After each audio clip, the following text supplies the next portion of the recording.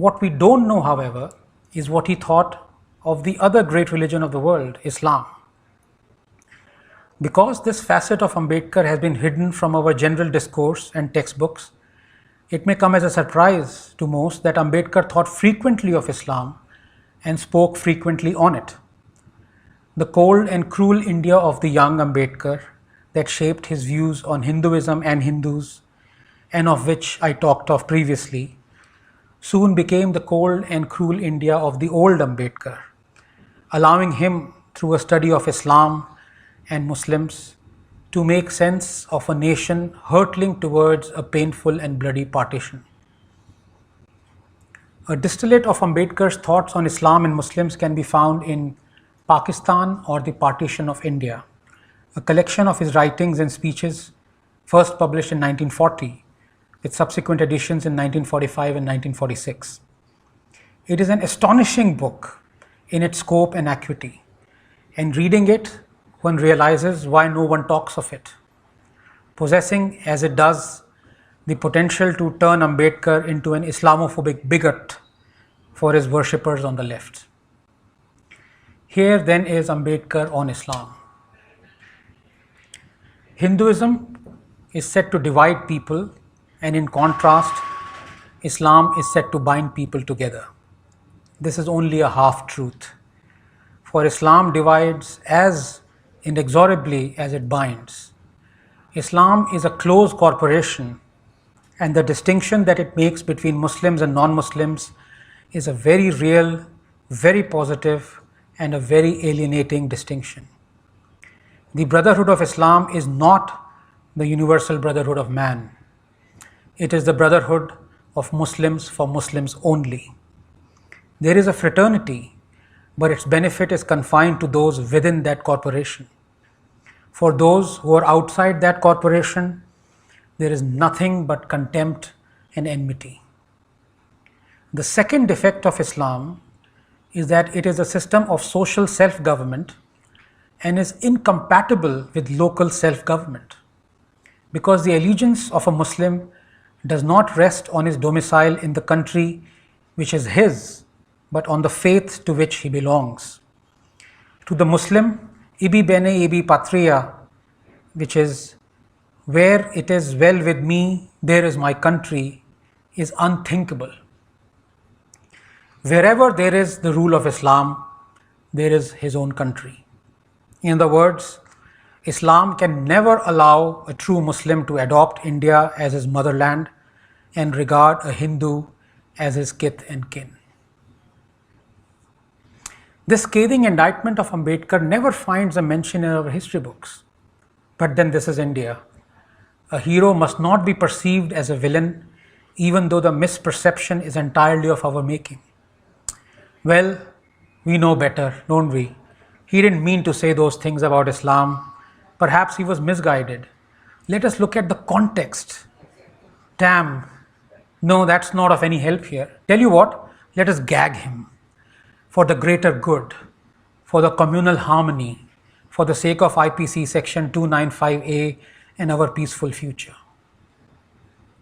Selective reading of Ambedkar, by which it is meant reading only his damning and entirely justified criticism of Hinduism, has led to a prevalent view that only Hinduism is laden with cultural and religious ills. One can see this even today, when the left and its ideologues point selectively to the social and religious evils pertaining to Hinduism. As a result, someone who isn't well versed with India may get the impression that it is only Hinduism and Hindus who are to blame for every ill and intolerance that plagues us, from Bharatnatyam to Rasam. The reality, of course, is that social and religious intolerance runs in our veins. It always has, and it always will, for none other than the holy scriptures of all religions have mainstreamed it. It is Ambedkar himself who presciently and fiercely points to this hypocrisy. Some may today call this as whataboutery. He writes, "The social evils which characterize the Hindu society have been well known. The publication of Mother India by Miss Mayo gave these evils the widest publicity. But while Mother India served the purpose of exposing the evils and calling their authors at the bar of the world to answer for their sins, it created the unfortunate impression throughout the world that while the Hindus were groveling in the mud of these social evils and were conservative, the Muslims in India were free from them, and as compared to the Hindus, were a progressive people. That such an impression should prevail is surprising to those who know the Muslim society in India at close quarters. Ambedkar then proceeds to talk in scathing terms of child marriage, intolerance, fanatical adherence to faith, the position of women, polygamy, and other such practices prevalent among believers of Islam. On the subject of caste, Ambedkar goes into great detail and no punches are pulled. Take the caste system, he says. Islam speaks of brotherhood. Everybody infers that Islam must be free from slavery and caste. Regarding slavery, nothing needs to be said. It stands abolished now by law. But while it existed, much of its support was derived from Islam and Islamic countries. But if slavery is gone, caste among Muslims has remained. There can thus be no manner of doubt that the Muslim society in India is afflicted by the same social evils as afflict the Hindu society. Indeed, the Muslims have all the social evils of the Hindus and something more. That something more is the compulsory system of parda for Muslim women. Those who rightly commend Ambedkar for leaving the fold of Hinduism never ask why he converted to Buddhism and not Islam. It is because he viewed Islam as no better than Hinduism. And keeping the political and cultural aspects in mind, he had this to say: conversion to Islam or Christianity will denationalize the depressed classes. If they go to Islam, the number of Muslims will be doubled, and the danger of Muslim domination also becomes real. On Muslim politics, Ambedkar is caustic, even scornful. He says, there is thus a stagnation not only in the social life but also in the political life of the Muslim community in India.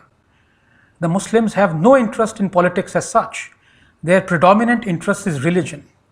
This can easily be seen by the terms and conditions that a Muslim constituency makes for its support to a candidate fighting for a seat.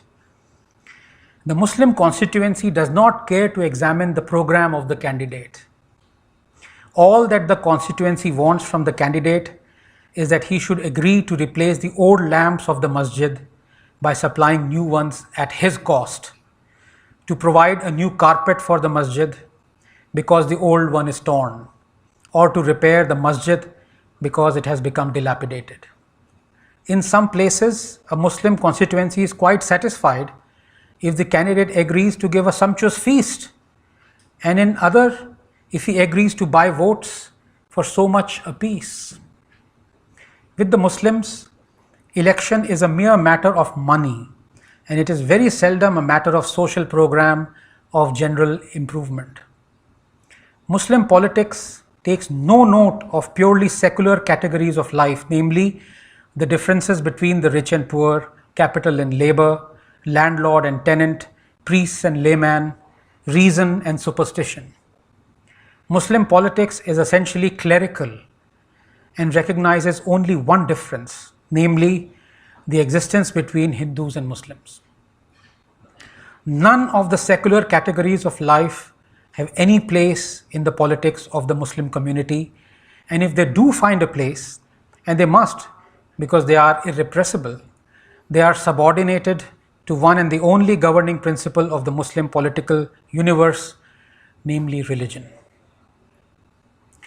The psychoanalysis of the Indian Muslim by Ambedkar is unquestionably deeply hurtful to those on the left who have appropriated him. How they wish he had never written such things. They try their best to dismiss his writings on Islam and Muslims by taking refuge in the time-tested excuse of context. That's right. Whenever text troubles you, rake up its context. Bring in the grey. Except that in the case of Ambedkar, this excuse falls flat. Ambedkar's views on Islam, in a book with 14 chapters that deal almost entirely with Muslims, the Muslim psyche, and the Muslim condition, are standalone statements, robustly supported with quotes and teachings of scholars, Muslim leaders, academics, and Quran. To him, these are maxims. He isn't writing fiction. The context is superfluous. In fact, it is non-existent. Read the following statements. The brotherhood of Islam is not the universal brotherhood of man. It is brotherhood of Muslim for Muslims only. There is a fraternity, but its benefit is confined to those within that corporation. For those who are outside the corporation, there is nothing but contempt and enmity. If you are hunting for a context to the above statements, you have just outed yourself as a hopeless apologist. Well, you're not alone. Some of India's most celebrated hagiographers, commentators, writers, and columnists, that include Ramachandra Guha and Arundhati Roy, both of whom have written copiously on Ambedkar through standalone chapters or books like The Doctor and the Saint, India After Gandhi, Democrats and Dissenters, Makers of Modern India, are conspicuously silent on Ambedkar's views on Islam and the Muslim psyche. Clearly, this is a story the apologists do not want to tell. But one thing the Ambedkar was not was an apologist. On the allegiance of a Muslim to his motherland, India, Ambedkar writes, among the tenets, one that calls for notice is the tenet of Islam, which says that in a country which is not under Muslim rule, wherever there is a conflict between Muslim law and the law of the land, the former must prevail over the latter, and a Muslim will be justified in obeying the Muslim law and defying the law of the land. Quoting the following, the only allegiance a Musliman, whether civilian or soldier, whether living under a Muslim or under a non-Muslim administration, is commanded by the Quran to acknowledge is his allegiance to God, to his Prophet, and to those in authority from among the Muslimans. Ambedkar adds, this must make anyone wishing for a stable government very apprehensive. But this is nothing to the Muslim tenets which prescribe when a country is a motherland to the Muslim and when it is not. According to Muslim canon law, the world is divided into two camps, Darul Islam, which is abode of Islam, and Darul Harb, abode of war. A country is Darul Islam when it is ruled by Muslims. A country is Darul Harb when Muslims only reside in it but are not rulers of it. That being the canon law of the Muslims, India cannot be the common motherland of the Hindus and the Muslimans. It can be the land of the Muslimans, but it cannot be the land of the Hindus and the Muslimans living as equals. Further, it can be the land of the Muslimans only when it is governed by the Muslims. The moment the land becomes subject to authority of a non-Muslim power, it ceases to be the land of the Muslims. Instead of being Darul Islam, it becomes Darul Harb. It must not be supposed that this view is only of academic interest, adds Ambedkar, for it is capable of becoming an active force capable of influencing the conduct of the Muslims. It might also be mentioned that Hijrat, emigration, is not the only way of escape to Muslims who find themselves in Darul Harb. There is also another injunction of Muslim canon law called jihad, by which it becomes incumbent on a Muslim ruler to extend the rule of Islam until the whole world shall have been brought under its sway. The world being divided into two camps, Darul Islam and Darul Harb, all countries come under one category or the other. Technically, it is the duty of the Muslim ruler, who is capable of doing so, to transform Darul Harb into Darul Islam. It is his duty. And just as there are instances of the Muslims in India resorting to Hijrat, there are instances showing that they have not hesitated to proclaim jihad. We shall come to that a little later. On a Muslim respecting authority of an elected government, Ambedkar writes, willingness to render obedience to the authority of the government is as essential for the stability of the government as the unity of political parties on the fundamentals of the state. It is impossible for any sane person to question the importance of obedience in the maintenance of the state. To believe in civil obedience is to believe in anarchy. How far will Muslims obey the authority of a government manned and controlled by the Hindus? The answer to this question need not call for much inquiry. This view isn't much different from the views of Jinnah and the Muslim League, and for example of Sir Syed Ahmad Khan or Allama Iqbal, who incidentally Ambedkar saw as enemy of India. Not anybody knows that. Indeed, in the then prevailing climate, engineered or otherwise, these views could be seen as legitimate from the point of view of an anxious minority. However, the reason that Ambedkar gives for his predilection is not at all political, but rather startlingly religious. He writes, to the Muslims, a Hindu is a kafir. A kafir is not worthy of respect. He is lowborn and without status. That is why a country which is ruled by a kafir is Darul Harb to a Musliman. Given this, no further evidence seems to be necessary to prove that the Muslims will not obey a Hindu government. The basic feelings of deference and sympathy which predispose persons to obey the authority of government do not simply exist. But if proof is wanted, there is no dearth of it. It is so abundant that the problem is what to tender and what to omit. In the midst of the Khilafat agitation, when the Hindus were doing so much to help the Muslims did not forget that as compared with them, the Hindus were a low and inferior race. Ambedkar isn't done yet. On the lack of reforms in the Muslim community, he writes, what can that special reason be? It seems to me that the reason for the absence of the spirit of change in the Indian Musliman is to be sought in the peculiar position he occupies in India. He is placed in a social environment which is predominantly Hindu.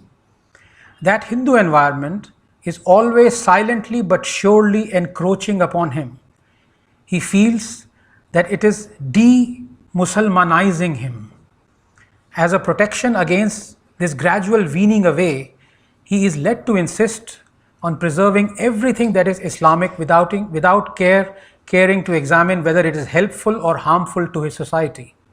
Secondly, the Muslims in India are placed in a political environment which is so predominantly Hindu.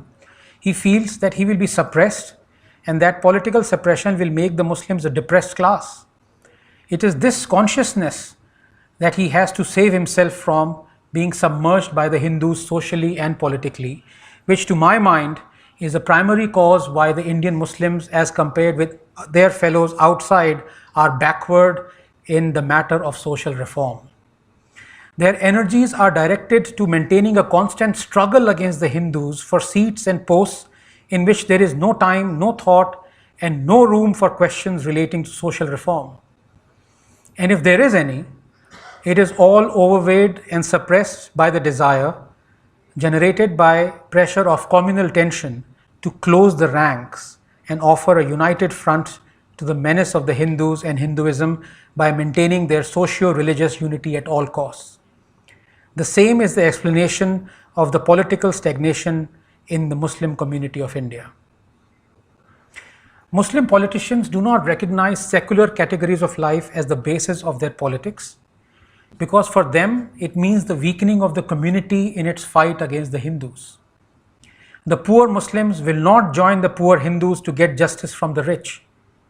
Muslim tenants will not join Hindu tenants to prevent the tyranny of the landlord. Muslim laborers will not join Hindu laborers in the fight of labor against capital. Why? The answer is simple. The poor Muslim sees that if he joins in the fight of the poor against the rich, he may be fighting against a rich Muslim.